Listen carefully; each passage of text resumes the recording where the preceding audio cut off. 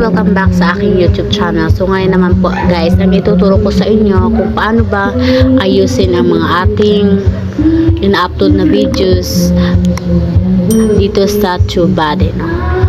So kung ikaw hindi ka pa nakapag-subscribe, please subscribe YouTube Studio.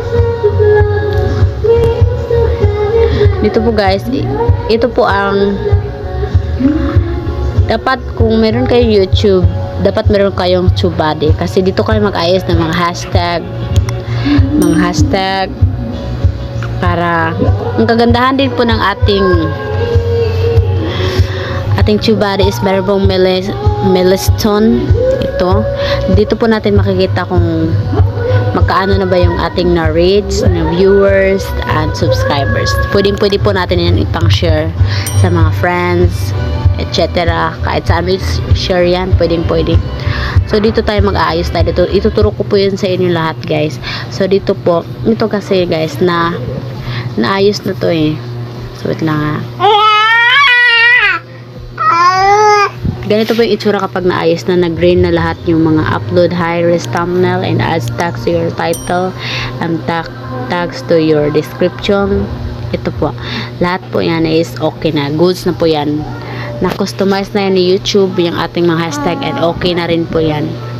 So dito, ito yung aayusin natin, itong paano mag-add ng product sa TikTok. So dito po, nakikita po ninyo yung kakaiba dito.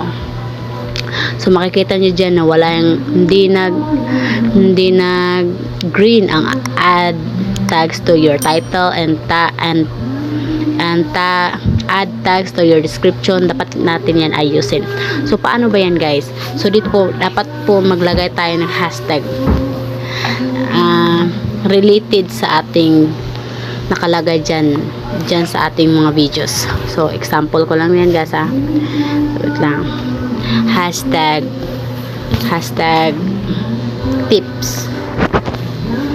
Ibig sabihin may nakalagay doon na hashtag tips. So check lang natin yan, tapos save. Pagkatapos add naman tayo ulit hashtag affiliate. Dito kailangan natin din yan i-check, tapos i-save natin. Pagkatapos so okay na yan ha, okay na yan. So pupunta naman tayo ulit doon sa ating YouTube Studio. Dapat make sure meron na kayong YouTube Studio para dito po natin makikita yung mga income natin sa YouTube, or kung magkano yung income natin. Dito po natin makikita lahat. Aantayin lang po natin guys. Kung hindi pa ka nakapag-subscribe dito sa isang channel ko, itong Janet Balaga, mag-subscribe na kayo guys. Dito marami tayong mga tips na ibibigay, no? Dito po is switch lang natin yung account na aayusin natin. So paano content, punta tayo sa content. Pagkapunta ng content, makikita nyo dyan paano mag-add ng product. So dito po makikita natin ang paano mag-add ng product sa TikTok, hashtag tips and hashtag affiliate. So dito po ayusin lang po natin dito. Pindutin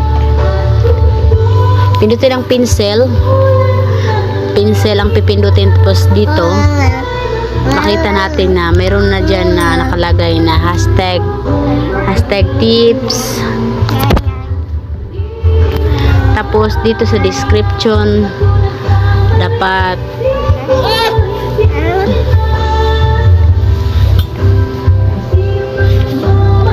sweet lang guys ha. So dito ayusin lang natin itong ating mga hashtag. So dapat ganon guys. Alisin ko lang itong isa. So okay na yan. Kapag makita niyo po ninyo itong may save, pindutin lang natin yung save. Pagkatapos na yan igano lang natin guys para para maano natin talaga na okay na yung ating.